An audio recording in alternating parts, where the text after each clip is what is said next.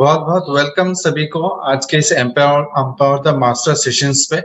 तो आज जो हम लोग का सेशंस लाए हैं यहाँ पे, आज हम लोग का ये एएसपी का पार्ट 2 करेंगे।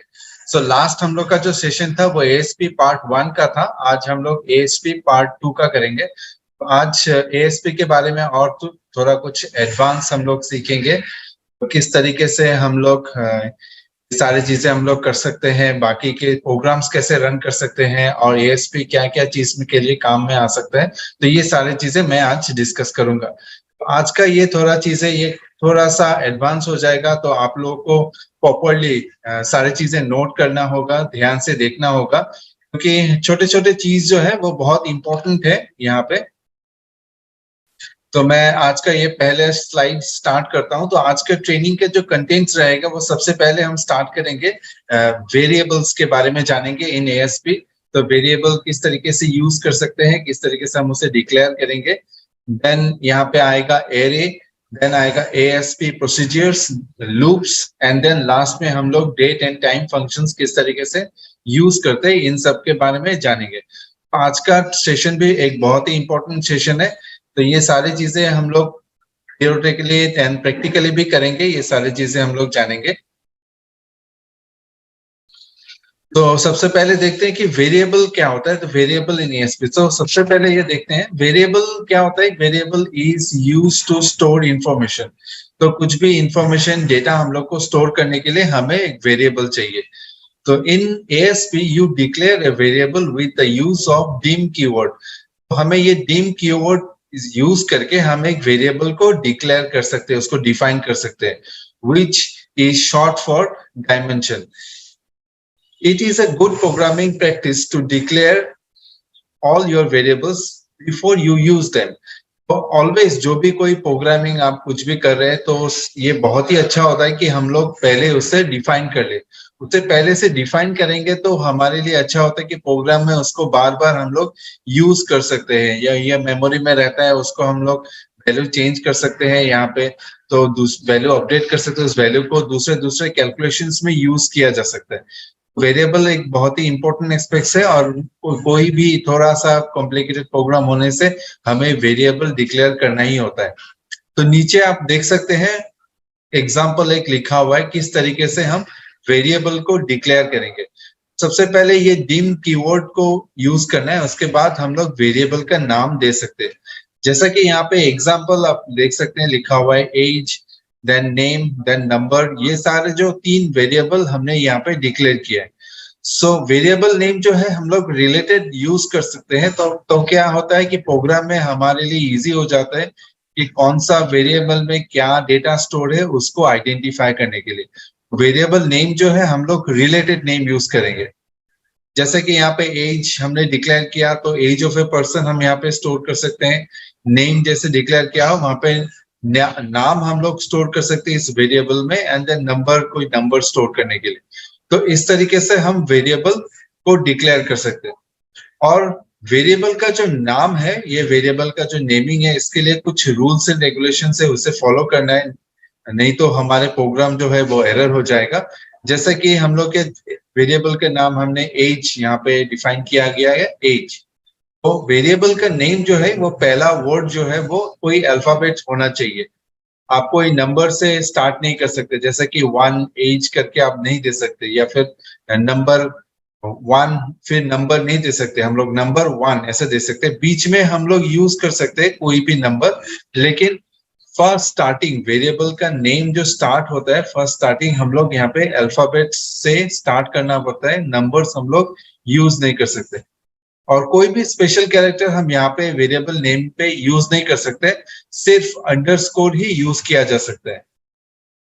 ये बहुत इंपॉर्टेंट चीज है। अगर आप यहाँ पे @ हैश $, या भी कुछ यूज कर रहे हैं वेरिएबल नेम के बीच में या फिर स्टार्टिंग में, तो फिर वो एरर हो जाएगा। सिर्फ अंडरस्कोर जो है, हम लोग अंडरस्कोर को यूज कर सकते हैं वेरिएबल नेम के अंदर। नंबर्स हम लोग बीच में यूज कर सकते हैं, स्टार्टिंग जो है वो एक अल्फाबेट होगा। और वेरिएबल नेम जब हम लोग डिफाइन कर रहे हैं, ये नेम ज्यादा लंबा ना हो।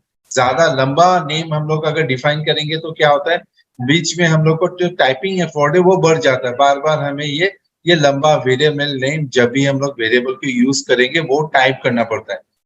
ये चीज ध्यान में रखना है कि वेरिएबल नेम जितना शॉर्ट हो सके हम लोग शॉर्ट में लिखना चाहिए, और ये अननेसेसरी से लॉन्ग नहीं बनाएंगे।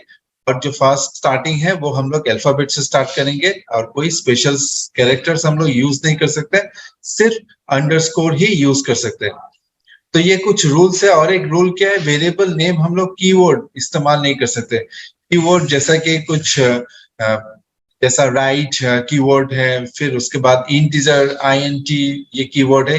ये जो कीवर्ड होता है ये रिजर्व वर्ड है, ये प्रोग्राम में अलग अलग काम के लिए यूज होता है। तो अगर आप वेरिएबल नेम और कीवर्ड आप सेम यूज कर रहे हैं तो फिर ये कॉन्फ्लिक्ट हो सकता है, जिसके वजह से हमें एरर मिलेगा। तो इसके वजह से जो कीवर्ड्स है जैसा फॉर, नेक्स्ट, ये सारा जो है सब कीवर्ड्स है, बहुत सारे कीवर्ड्स, इन कीवर्ड्स का इस्तेमाल हम लोग यहाँ पे वेरिएबल नेम में नहीं कर सकते। तो ये पॉइंट्स हमें ध्यान में रखना है जब भी हम वेरिएबल नेम डिक्लेयर कर रहे हैं। मैं फिर से बता देता हूँ, सबसे पहला क्या है, वेरिएबल नेम हम जब डिफाइन कर रहे हैं, पहला जो लेटर है वो अल्फाबेट होना चाहिए, नंबर से हम लोग स्टार्ट नहीं कर सकते, कोई भी स्पेशल कैरेक्टर यूज नहीं कर सकते, सिर्फ अंडरस्कोर यूज किया जा सकता है। देन वेरिएबल नेम जो है कोई कीवर्ड नहीं होना चाहिए, वो कीवर्ड अगर कोई दिया तो हम लोग का ये एरर आ जाएगा। ये सारे जो रूल्स है हमें फॉलो करके हमें वेरिएबल नेम हम डिफाइन कर सकते हैं।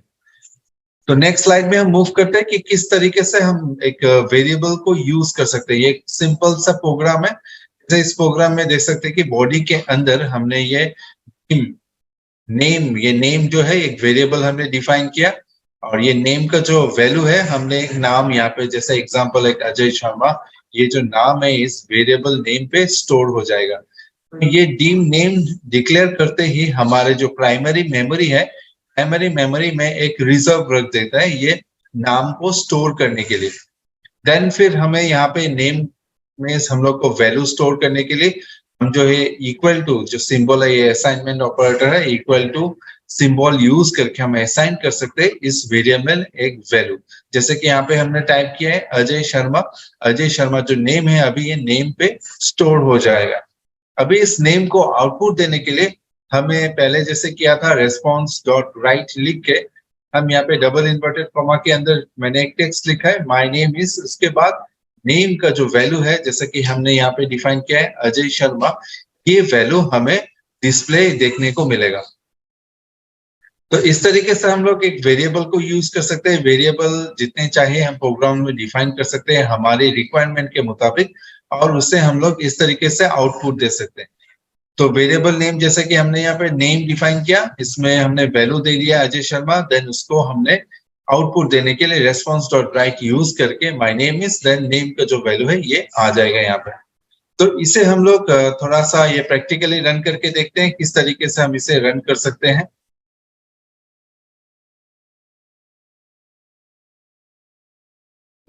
जैसे कि लास्ट क्लास में हमने किया है, सो हम लोग का जो प्रोग्राम्स है वो प्रोग्राम्स सारे जो है ये आई नेट पब फोल्डर के अंदर स्टोर करना है। तो उस तरीके से हम यहाँ पे देखेंगे। मैं स्क्रीन को मैं अब फिर से थोड़ा सा शेयर कर लेता हूँ यहाँ पे, तो आप देख सकते हैं मेरे स्क्रीन को। तो यहाँ पे सी ड्राइव में ये iNetPub जो फोल्डर है, लास्ट क्लास में हमने दिखाया था कि IIS इंस्टॉलेशन करने के बाद ये फोल्डर क्रिएट हो जाता है। इस फोल्डर के अंदर हम ओपन करेंगे तो www रूट के अंदर हमें ये प्रोग्राम्स को सेव करना है। तो मैंने ये वेरिएबल का जो प्रोग्राम है ये पहले से सेव करके रखा था, तो मैं इसे ओपन करके इस कोडिंग को थोड़ा सा दिखा देता हूँ। आप कोई भी नोटपैड में ये इसे एडिट कर सकते हैं। मैं यहाँ पे विजुअल कोड सोर्स यहाँ पे यूज कर रहा हूँ ताकि आप लोगों को और अच्छी तरीके से समझ में आ जाए। तो ये जो पार्ट है ये पार्ट हमारा ASP कोडिंग है। हमने नेम डिक्लेयर किया है, यहाँ पे नेम देख सकते हैं कहाँ पे नेम यूज किया है वो शो हो रहा है हमारा। और ये जो अजय शर्मा जो वैल्यू है ये हमारे नेम पे स्टोर हो जाएगा। फिर इसको आउटपुट देने के लिए हमने यहाँ पे जो लिखा है response dot right my name is name, तो यहाँ पे नेम, ये नेम की जगह हमें मिलेगा अजय शर्मा जो नेम यहाँ पे स्टोर किया हुआ है। तो इस तरीके से हम वेरिएबल डिक्लेयर करके इसमें वैल्यू स्टोर कर सकते हैं और उससे आउटपुट दे सकते हैं।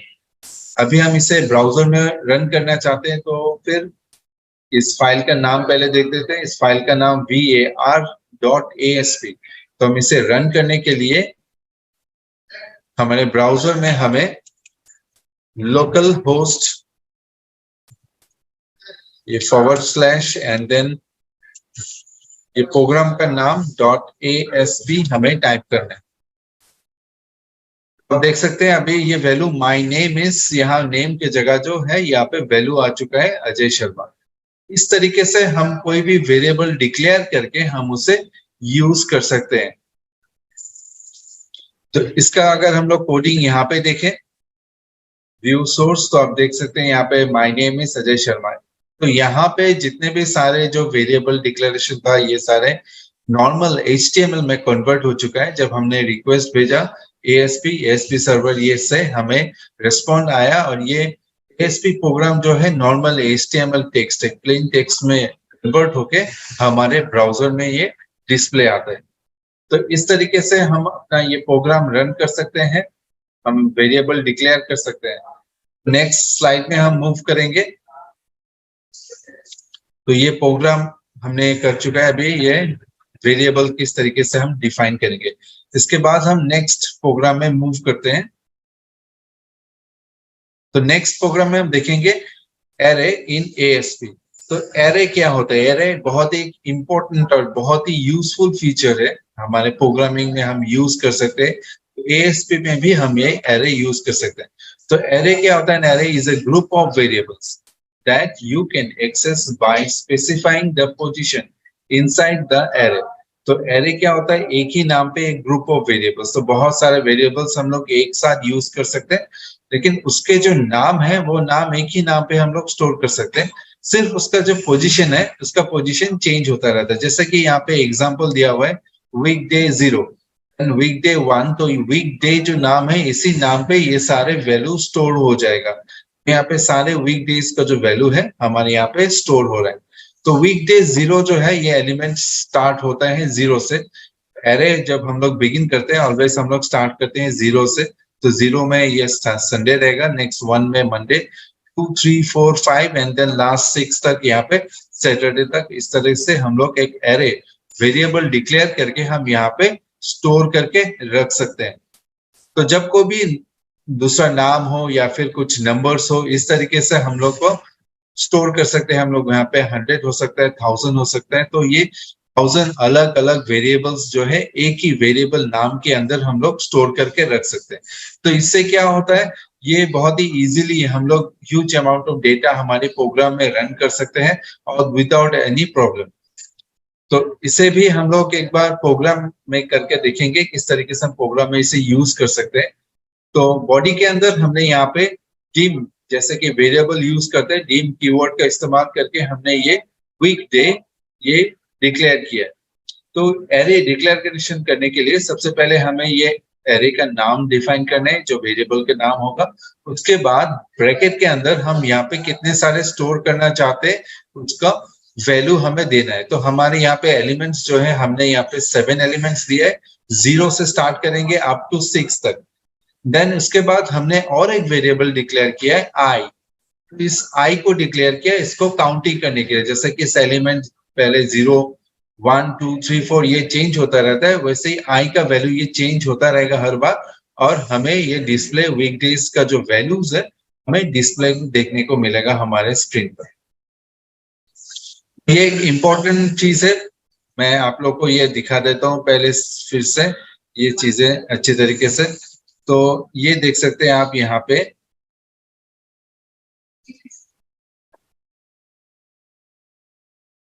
ये जो लाइन है आप देख सकते हैं, इस लाइन में हमने ये वेरिएबल को डिक्लेयर किया। डिम वीकडे ये वेरिएबल नेम है और ये जो 6 जो लिखा है ये है इसका एलिमेंट्स। तो कितने सारे एलिमेंट्स हम यहाँ पे स्टोर करना चाहते हैं। अगर हम 100 वैल्यू स्टोर करना चाहते हैं तो हमें यहाँ पे 100 लिखना होगा। अगर उससे भी ज्यादा होगा तो ये वैल्यू हमें यहाँ पे देना है। तो हमने यहाँ पे 6 लिखा है क्योंकि ये 0 से स्टार्ट होता है, इसके वजह से हमने 6 दिया। तो हम लोग ये 7 वैल्यू स्टोर कर सकते हैं, 7 तक, मतलब ये 0 से लेके 6 तक अलग अलग वीकडेज हम लोग यहाँ पे स्टोर कर सकते हैं। और एलिमेंट्स जो काउंट होता है वो 0 से स्टार्ट होगा अप टू हम जितना तक यूज करना चाहते हैं। फिर उसके बाद उसको डिस्प्ले लाने के लिए हमने यहाँ पे इस प्रोग्राम को बार बार रन करेंगे, और ये जो आउटपुट है ये वीकडे आई का जो वैल्यू है 0 से स्टार्ट होके अप टू 6 तक रन होने वाला है, और हमारे जो वीकडेज जो वैल्यू स्टोर किया हुआ है वो हमारे स्क्रीन पे डिस्प्ले आ जाएगा। तो इसे हम एक बार प्रैक्टिकली रन करके देखते हैं किस तरीके से हम इसे रन कर सकते हैं। तो ये प्रोग्राम मैंने पहले से लिख के रखा हुआ है, ये एरे का। तो एरे का जो ये प्रोग्राम है, मैं इसके कोडिंग्स को पहले दिख देता हूँ। तो देख सकते हैं किस तरीके से हमने ये डिफाइन किया है, जैसे हमने आपको दिखाया था वो वैसे ही इस हमारे प्रोग्राम में डिफाइन किया गया है। उसके बाद हम इसे आउटपुट करेंगे ये वीकडे 1। तो वीकडे 1 जो है इसका वैल्यू चेंज होता रहेगा 0 से लेकर 6 तक, और हर बार इस ये जैसा 1 जब होगा तो हमें संडे देखने को मिलेगा। उसके बाद वीकडे जब वीकडे 0 रहेगा तब ये संडे मिलेगा, देन वीकडे 1 होगा तो मंडे टू ट्यूसडे। इस तरीके से ये पूरा प्रोग्राम का आउटपुट हमें देखने को मिलेगा अपने ब्राउजर पे। हम इसे एक बार रन करके देखते हैं। हमारे जो प्रोग्राम है ये सेव किया गया ARY.ASP नाम पे, तो हम ये हमारे ब्राउजर में ये टाइप करेंगे। तो ये सारी चीजें ऑलरेडी डिफाइन किया है, हम सिर्फ ये फाइल नेम हम चेंज कर देते हैं।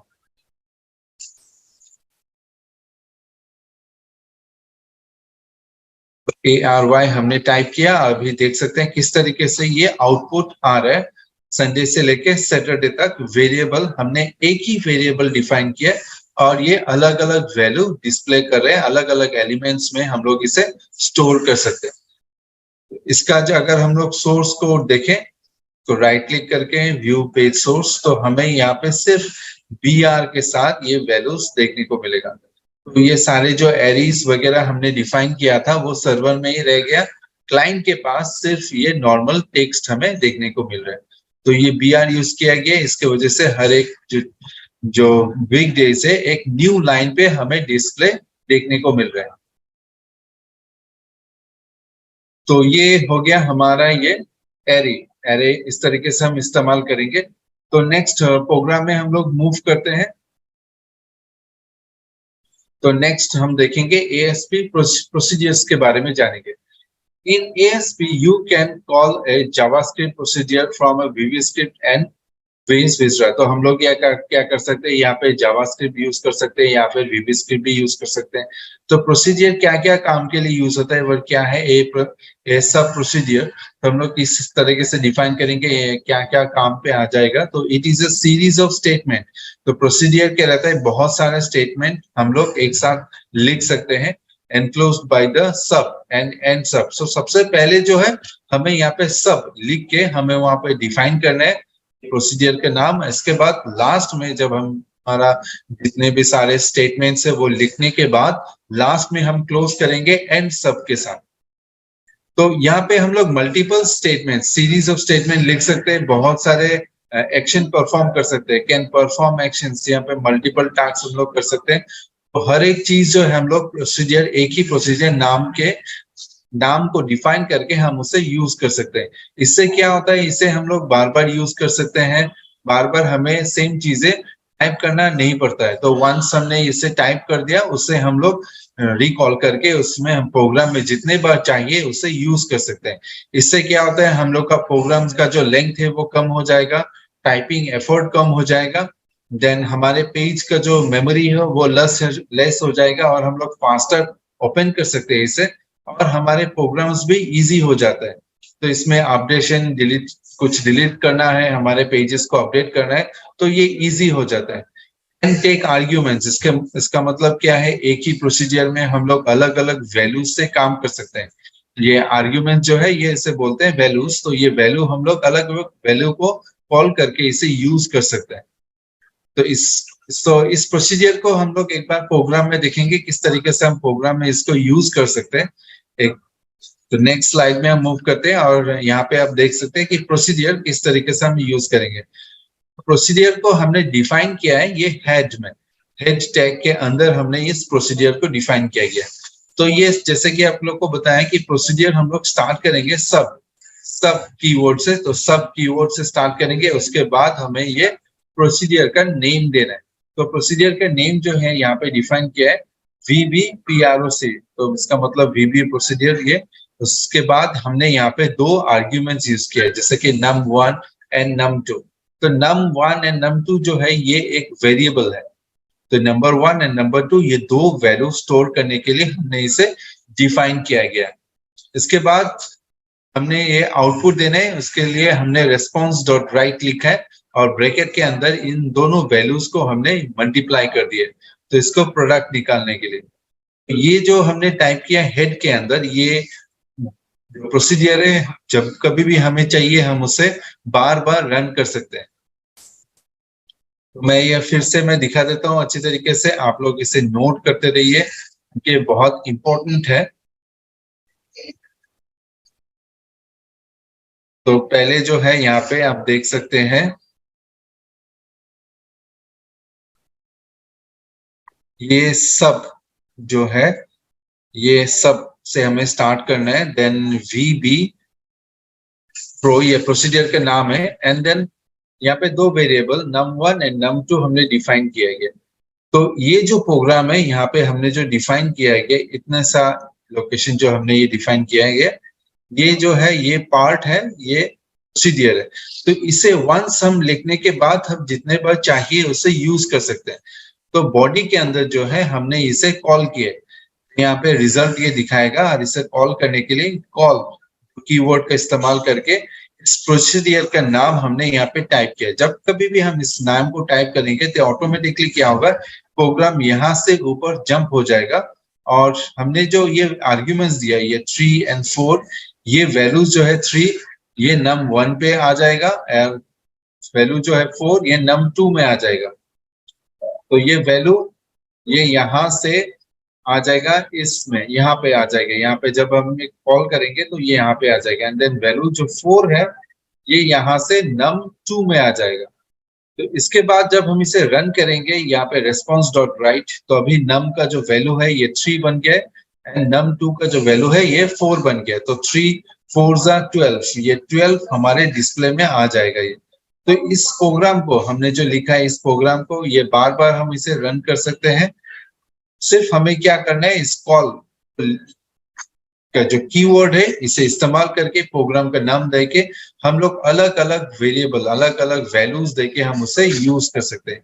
ये वैल्यू हमने जैसे 3 एंड 4 लिखा है, हर बार इसका वैल्यू जो है अलग अलग यूज कर सकते हैं। तो इसे हम लोग एक बार प्रैक्टिकली रन करके देखते हैं, और इस प्रोग्राम्स में कुछ चेंजेस करके भी देखेंगे किस तरीके से इस प्रोग्राम को हम लोग अपडेट कर सकते हैं और इसे बार बार कॉल कर सकते हैं।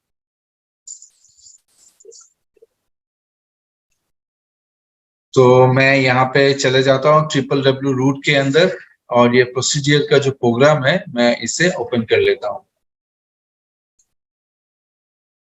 हमने यहाँ पे ये टाइप किया गया है, ये पार्ट, ये देख सकते हैं, ये पार्ट जो है प्रोसीजर पार्ट है, सब से स्टार्ट किया गया है, प्रोसीजर का नेम एंड देन एंड सब लिख के हमने यहाँ पे इसको क्लोज करना पड़ता है प्रोसीजर को।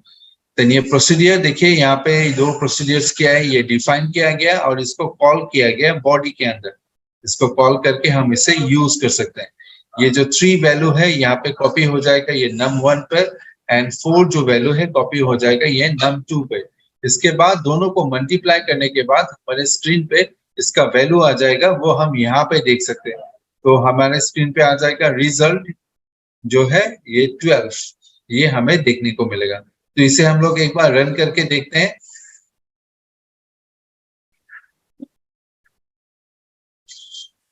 ये हमारे जो प्रोग्राम का नाम है, हम इसे चेंज कर लेते हैं, ये PRO नाम पे हमने सेव किया था, और अभी स्क्रीन पे देख सकते हैं रिजल्ट जो है ये 12 दिखा रहा है, रिजल्ट 12। तो हम सोर्स कोड में एक बार देख लेते हैं।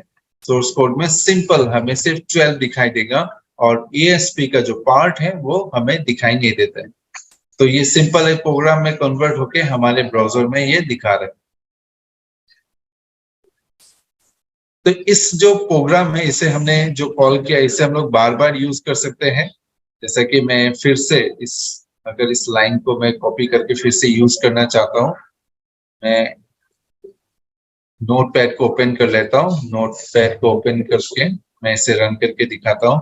फाइल ओपन, हमारा जो फाइल था ये प्रो, इस फाइल को मैं सिलेक्ट करके नोटपैड में मैं दिखा देता हूँ ताकि आप लोगों को ये समझने में आसानी हो।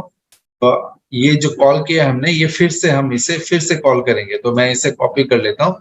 इस बार मैं ये अलग अलग वैल्यू से यूज करूंगा ये। तो देख सकते हैं मैंने ये फिर से मैंने यहाँ पे टाइप कर दिया है। नाम वही रहेगा, अभी हम वैल्यू अलग अलग यूज करते हैं। यहाँ पे 3 था, मैं इसे 5 कर देता हूँ।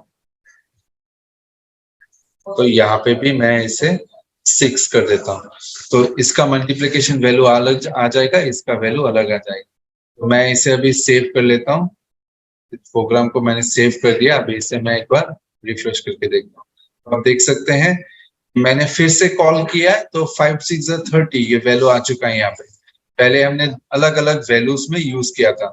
फिर से आप देख लीजिए, ये जो प्रोसीजर है, हमें ये फिर से टाइप करने की जरूरत नहीं है। हमने सिर्फ इसको कॉल किया है, कॉल करके हम इसे रन कर सकते हैं। तो इस तरीके से कोई भी कॉम्प्लिकेटेड कोई भी टास्क हो, हम इस तरीके से प्रोसीजर में लिख सकते हैं। यहाँ पे 10 लाइन्स हो, स्टेटमेंट्स हो, 12 हो, उससे भी ज्यादा हो, तो हम लोग एक ही नाम पे यूज कर सकते हैं और इसे बार बार कॉल करके अलग अलग वैल्यूज हम लोग यूज कर सकते हैं। जैसे कि पहली बार हमने इसको रन किया था, 3 जो वैल्यू है हमारे num1 पे कॉपी हो चुका है, 4 जो है ये num2 पे कॉपी हो चुका है।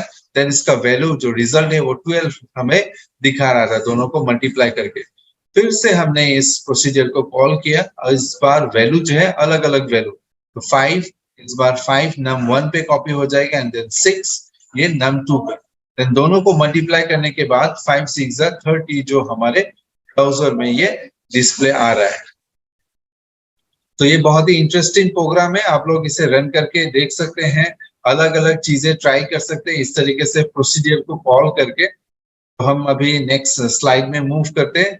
नेक्स्ट स्लाइड में देखेंगे और जानेंगे ASP लूपिंग के बारे में। तो लूप क्या होता है? तो लूप जो होता है, हम लोग कोई भी चीज बार बार रन करने के लिए यूज होता है। तो एक ही स्टेटमेंट जो है, जब हम लोग को 2-3 बार रन करना हो, तो हम लोग को बार बार टाइप करने का जरूरत नहीं है। वंस हमने ये लिख दिया तो उसे रन कर सकते हैं। जैसे कि यहाँ पे अलग अलग तरीके का लूप होता है। जैसे सबसे पहले फॉर नेक्स्ट स्टेटमेंट, ये सबसे ज्यादा यूज किया जाने वाला ये लूपिंग है। Then for each next statements, तो फॉर नेक्स्ट जो है runs code a specific number of times. तो ये पर्टिकुलर नंबर ऑफ टाइम्स हम लोग इसे रन करने के लिए फॉर नेक्स्ट स्टेटमेंट लूप का इस्तेमाल किया जा सकता है। Then for each next statement to runs the code each time in a collective n collection or each element of an array। इसके बाद आता है do loop statement, loops while और until a condition true। तो हम लोग का ये कंडीशन दे देते हैं, तो उस कंडीशन जब तक ट्रू होता रहेगा ये लूप रन होता रहेगा।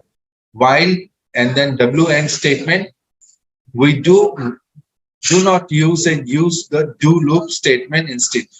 तो हम लोग ये ज्यादा यूज नहीं होता है, ज्यादातर हम लोग डू लूप ही यूज कर सकते हैं, ये करते हैं।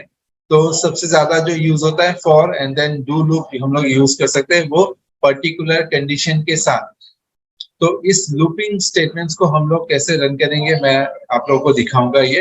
तो लूप मैं फिर से बता देता हूँ, एक ही स्टेटमेंट को जब हम लोग को बार बार रन करना है, तब हम लोग ये लूप यूज कर सकते हैं। तो जब हम लोग के कंडीशन के साथ ये लूप होगा, ये पर्टिकुलर हम लोग का स्पेसिफाइड नहीं रहता है कि ये कितने बार रन हमें करना है। ये डिपेंड, जब यूजर के ऊपर डिपेंड रहता है कि एक स्टेटमेंट को कितने बार रन करना है, तब हम लोग डू लूप स्टेटमेंट यूज कर सकते हैं। जब हम लोग स्पेसिफाइड रहता है कि हमें ये 10 टाइम्स रन करना है या फिर 5 टाइम्स रन करना है, देन हम लोग ये फॉर नेक्स्ट स्टेटमेंट का इस्तेमाल कर सकते हैं। तो अभी हम ये लूपिंग का एग्जांपल आप लोगों को रन करके दिखाते हैं, किस तरीके से हम रन करेंगे। तो ये हम लोग ने फॉर नेक्स्ट का इस्तेमाल करके हमने ये लूप को यूज कर रहे हैं। तो सबसे पहले यहाँ पे देख सकते हैं कि फॉर i = 0।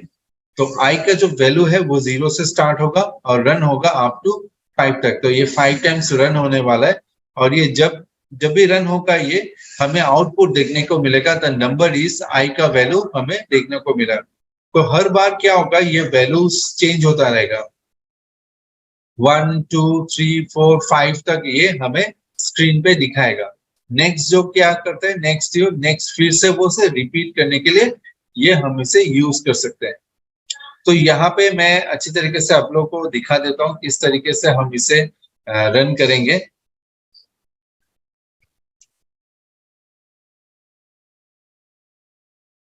तो यहाँ पे जो सबसे पहले हमने ये फॉर कीवर्ड का इस्तेमाल किया है। यहाँ पे i का वैल्यू जो हम लोग 0 से स्टार्ट करेंगे अप टू ये 5 तक रन होने वाला है। देन रेस्पॉन्स डॉट राइट लिख के हम यहाँ पे आउटपुट लाने हैं। तो ये जो है द नंबर इज, ये हर बार रन होगा और उसके बाद ये i का जो वैल्यू है ये चेंज होता रहेगा। हर बार जब ये स्टेटमेंट्स रन होगा ये स्टार्ट करेंगे 0 से और ये 1 2 3 4 अप टू 5 तक रन होने वाला है। और हर बार नंबर को डिस्प्ले करने के बाद हमने यहाँ पे ब्रेक स्टेटमेंट का यूज किया है। इसका मतलब ये नए लाइन पे ये शो करने वाला है। तो इस तरीके से हम एक लूप को रन कर सकते हैं स्पेसिफिक नंबर ऑफ टाइम्स। तो ये 0 से लेके 5 तक रन होगा। तो इस प्रोग्राम को हम एक बार रन करके देखते हैं किस तरीके से हम इसे रन करेंगे। तो इस प्रोग्राम को मैं पहले एक बार यहाँ पे देख लेता हूँ। तो ये लूप का जो प्रोग्राम है loop.asp, तो इस प्रोग्राम को हम रन करेंगे। यहाँ पे जो है ये लूप प्रोग्राम पे हमने यहाँ पे कुछ एडिट किया है। मैं इसे नोटपैड में ओपन करता हूँ। नीचे का जो पार्ट है ये मैं अभी हटा देता हूँ। ये आप देख सकते हैं ये फॉर लूप, ये 5 रेस्पॉन्स डॉट राइट ये नाम डिस्प्ले आ जाएगा ये।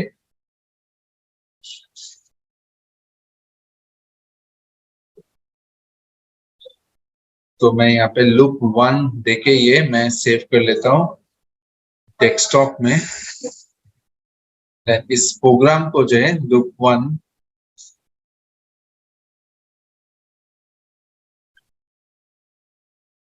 इसे हमें लेके जाना है www रूट के अंदर।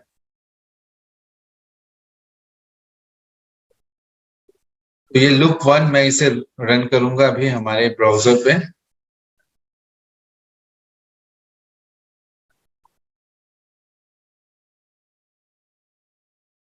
लूप 1 ये फाइल नेम देके आप देख सकते हैं ये नंबर इज 0 1 2 3 4 5, ये इस तरीके से ये रन हो रहा है।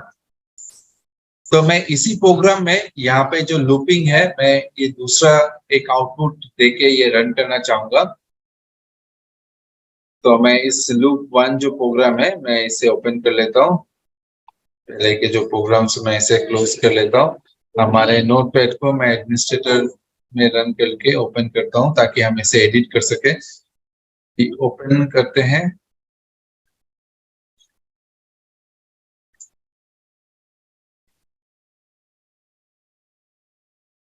www रूट के अंदर ये फाइल जो है ऑल फाइल्स कर देते हैं, नहीं तो हमें शो नहीं होगा ये।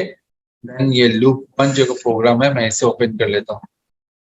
तो यहाँ पे जो है हम अभी यहाँ पे और कुछ स्टेटमेंट्स ऐड करेंगे।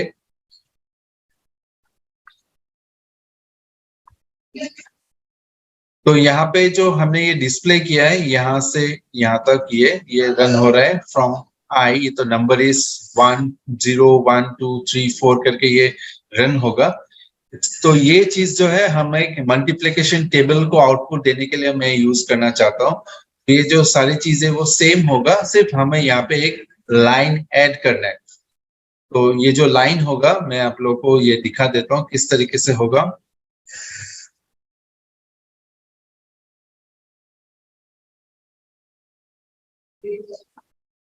तो ये एक लाइन हमने यहाँ पे ऐड कर दिया। तो ये जो सेम है ये हमने यहाँ पे ऐड कर दिया, पहले का जो प्रोग्राम है उसके साथ हमने ये ऐड कर दिया। तो यहाँ पे एक 7 का जो मल्टीप्लिकेशन टेबल है वो डिस्प्ले आने वाला है। तो पहले हमने ये रन किया जो ये 0 से लेके 5 तक हमने ये लूप को रन किया है। और नेक्स्ट जो यहाँ पे सेम इसी तरीके से हमने डिफाइन किया है, ये आई को हम लोग यूज करेंगे 0 से लेके अप टू 10 तक। तो हमें यहाँ पे जब हम रन करेंगे तो ये 7 का जो है मल्टीप्लिकेशन टेबल हमें दिखाई देगा। तो रेस्पॉन्स डॉट राइट सबसे पहले ये 7, ये x यूज किया है, मल्टीप्लाई को रिजेंबल करता है, एंड देन i का जो वैल्यू है ये हर बार चेंज होता रहेगा, देन इक्वल टू साइन आएगा, उसके बाद दोनों को मल्टीप्लाई करेगा, i का वैल्यू हर बार चेंज होगा, जैसे कि सबसे पहले ये 0 1 2 3 4 चेंज होगा, और हर बार ये मल्टीप्लाई करके हमें स्क्रीन पे ये रिजल्ट शो करने वाला है। तो इस प्रोग्राम को मैं रन करके देखता हूं। यहाँ पे इसी प्रोग्राम के साथ ये प्रोग्राम हमने ये ऐड कर दिया। आप देख सकते हैं यहाँ पे 7 0 0 1 7, तो इस तरीके से अप टू 10 तक ये मल्टीप्लिकेशन टेबल जो ये रन हो रहा है। साइड बाय साइड हम देखते हैं इस प्रोग्राम को। तो आप देख सकते हैं यहाँ पे पहले वाला जो पार्ट है ये ऊपर का पार्ट है, the number is up to 5 तक रन हो रहा है। इसके बाद हमने HR टैग का इस्तेमाल करके एक लाइन यहाँ पे ड्रॉ किया है, देन 0 से लेके 10 तक हम इसे रन कर रहे हैं, और हर बार ये यहाँ पे रेस्पॉन्स डॉट राइट करके ये आ जाएगा। ये जो 7 जो देख रहे हैं आपको, ये 7 यही वैल्यू है, तो ये 7 यहाँ पे ये दिखा रहा है। देन x जो हमने दिया है ये मल्टीप्लाई को रिजेंबल कर रहा है। इसके बाद i का वैल्यू स्टार्टिंग होगा 0 से, तो पहले वाला ये 0 हो जाएगा, देन 0 7 जा 0, देन इसके बाद ये नेक्स्ट फिर से ये रन होगा, ये या जो है न्यू लाइन पे लाता है, देन 7 मल्टीप्लाइड बाय, अभी i का वैल्यू 1 बन गया है, देन इसको 1 इंटू 7, इस तरीके से हर बार ये रन होने वाला है, और i का जो वैल्यू है वो अपडेट होता रहेगा 1 2 3 4 इस तरीके से। तो इस स्टेटमेंट्स को हम लोग बार बार रन करके हम उसे मल्टीप्लाई करके अलग अलग वैल्यू हम लोग यहाँ पे दे सकते हैं, अलग अलग वैल्यूज यहाँ पे स्क्रीन पे ला सकते हैं। इस तरीके से हम लोग इसका इस्तेमाल करके बहुत सारे अलग अलग स्टेटमेंट्स रन कर सकते हैं, जैसे कि हमारी रिक्वायरमेंट्स होगा। तो हर बार हमें ये 10 टाइम्स रन करें तो 10 टाइम्स लिखने का जरूरत नहीं है, 1 टाइम लिख के हम लोग इस फॉर लूप का इस्तेमाल करके बार बार उसे रन कर सकते हैं। यहाँ पे हमने 2 अलग अलग एग्जांपल्स दिखाए किस तरीके से हम लोग कैलकुलेशंस कर सकते हैं, या फिर नॉर्मल एक वैल्यू भी हम लोग यहाँ पे आउटपुट ला सकते हैं। ये हो गया हमारे ये लूप। मैं अभी ये नेक्स्ट प्रोग्राम में नेक्स्ट स्लाइड में जाता हूँ। ये तो ये लूप का इस्तेमाल हम इस तरीके से कर सकते हैं।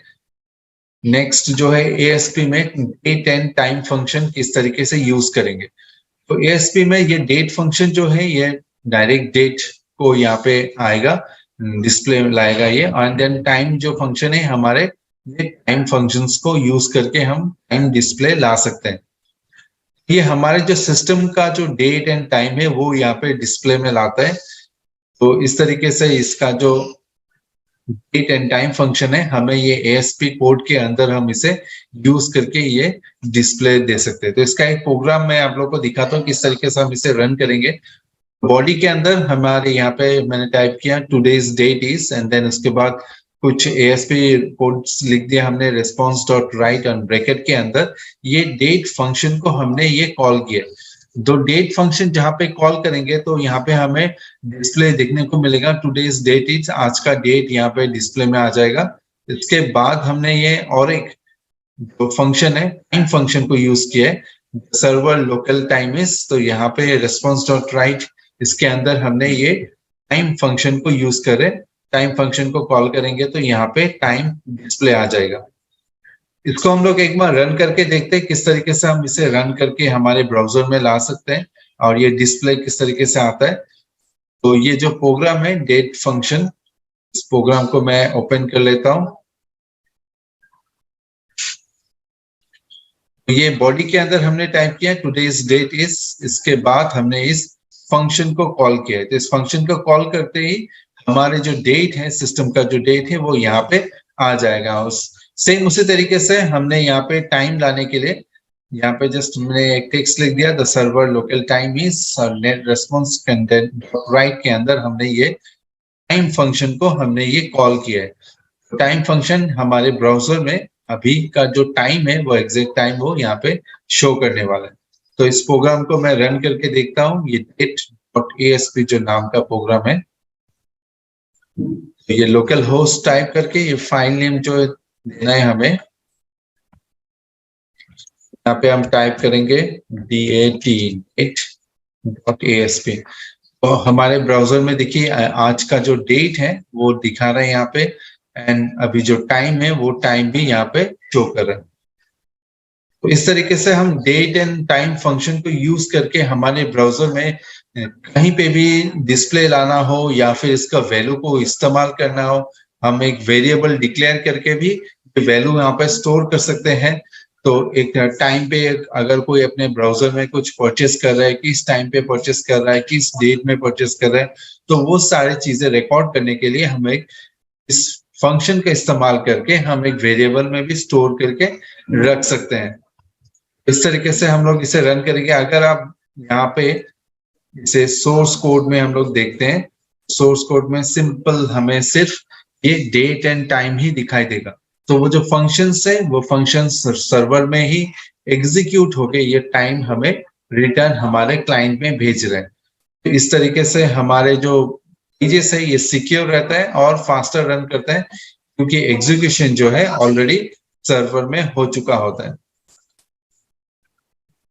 इस तरीके से हम लोग ये सारे प्रोग्राम्स को रन कर सकते हैं, और रन करके ये अलग अलग चीजें हमारे प्रोग्राम में HTML DHTML के साथ हम इसे रन कर सकते हैं।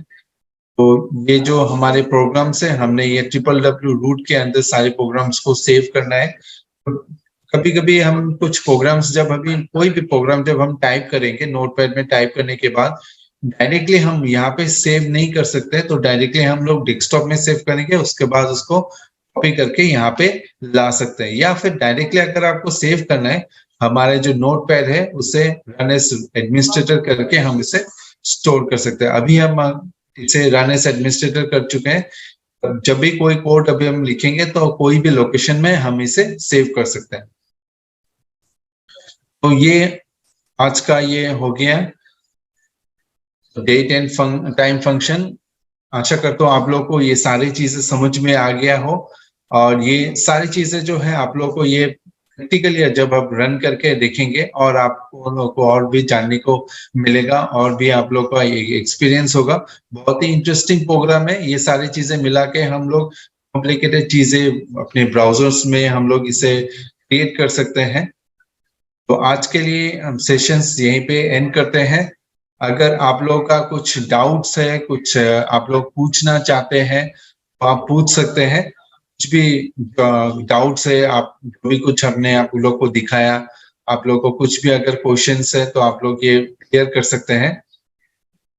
तो आशा करते हैं जो भी कुछ आप लोग को हमने दिखाया ये आप लोग को समझ में आया होगा, और आप इसलिए सारी चीजें जो प्रोग्राम्स है, सारे फंक्शंस है, इसे नोट डाउन किया होगा, और आप इसे अपने पीसी में ट्राई करके देखिएगा जरूर।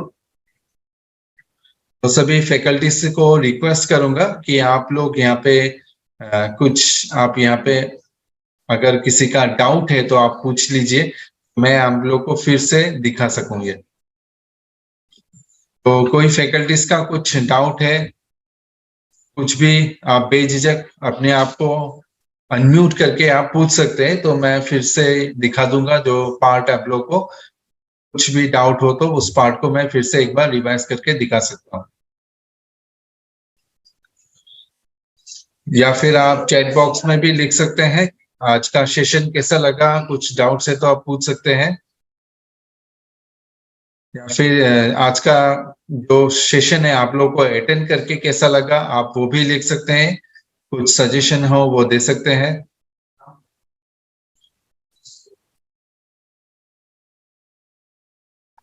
हाँ बोलिए, आपका कुछ डाउट है, कुछ पूछना चाहते हैं, आप बता सकते हैं। अपने आप को अनम्यूट करके आप बोल सकते हैं। जी good morning sir. Good morning. हाँ बोलिए। हाँ जी सर, बाकी तो एपीएस जो भी एएसपी हमने पढ़ा है वो अच्छे से समझ आ रहा है, लेकिन जब मैं उसको सेव करती हूँ तो सेव करने के बाद आउटपुट नहीं आ पाता है। अच्छा, आप ये पहले IIS इंस्टॉल कर चुके हैं अच्छी तरीके से? IIS को इंस्टॉल किया है? नहीं सर, मैं तो नोटपैड में ही कर रही थी उसको। नहीं, सबसे पहले जो है हम लोग का जो 2 सेशन है, एक ASP पार्ट 1 और 2 में हमने दिखाया था। ASP पार्ट 1 जो सेशन है वहां पे हमने दिखाया था किस तरीके से आप ASP को रन करने से पहले IIS को इंस्टॉल करना है अपने कंप्यूटर पे। तो IIS इंस्टॉलेशन बहुत ही इजी है, ये कंट्रोल पैनल में जाके आप इसे इंस्टॉल कर सकते हैं। अगर आपने IIS इंस्टॉल किया होगा तभी आप ASP को रन कर सकते हैं। क्या बोला सर? IIS। ठीक है। मैं फिर से ये स्क्रीन को शेयर करके मैं आपको दिखा देता हूँ और एक बार IIS किस तरीके से आप लोग को आपको ये इंस्टॉल करना है। तो मैं अपना स्क्रीन शेयर कर लेता हूँ फिर से।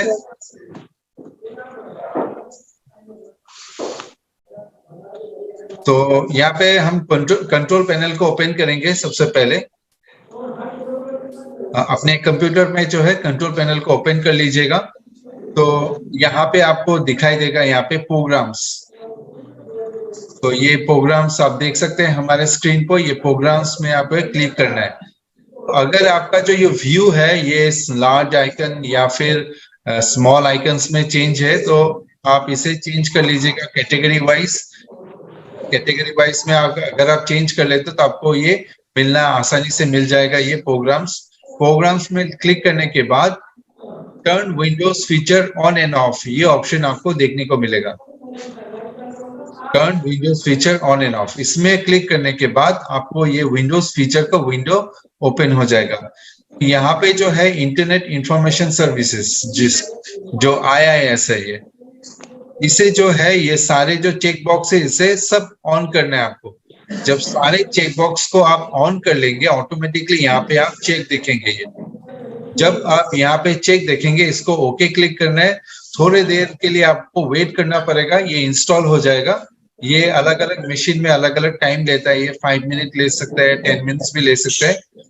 जब ये कंप्लीट हो जाएगा इंस्टॉलेशन कंप्लीट होने के बाद C ड्राइव में, जैसे कि आप लोग को दिखाया मैंने प्रोग्राम्स रन करने के लिए, ये C ड्राइव में ये फोल्डर ऑटोमेटिकली क्रिएट हो जाएगा। ये फोल्डर IIS अगर आप इंस्टॉल नहीं किया है तो ये फोल्डर आपको नहीं दिखेगा। तो इस फोल्डर के अंदर आपको www रूट मिलेगा और इसके अंदर आपको ये प्रोग्राम को सेव करना है। डायरेक्टली अगर आप यहाँ पे सेव नहीं कर पा रहे तो आप डेस्कटॉप में सेव कर लीजिएगा। फिर उसके बाद उस फाइल को कॉपी करके यहाँ पे पेस्ट कर दीजिएगा। फिर उसके बाद पेस्ट करने के बाद आपको प्रोग्राम को रन करने के लिए आप अपने ब्राउजर में लोकल होस्ट / फाइल का नाम देना है एंड देन ASP टाइप करना है। तो यहाँ पे स्पेलिंग वगैरह आप चेक कर लीजिएगा ध्यान से, ताकि यहाँ पे अगर स्पेलिंग वगैरह तो गलत होगा तो ये प्रोग्राम रन नहीं होगा। सबसे पहला जो स्टेप है IIS को इंस्टॉल करना है। उसके बाद जो है आपको नोटपैड में प्रोग्राम टाइप करना है। आप इसे सेव करेंगे फाइल नेम के साथ .asp से।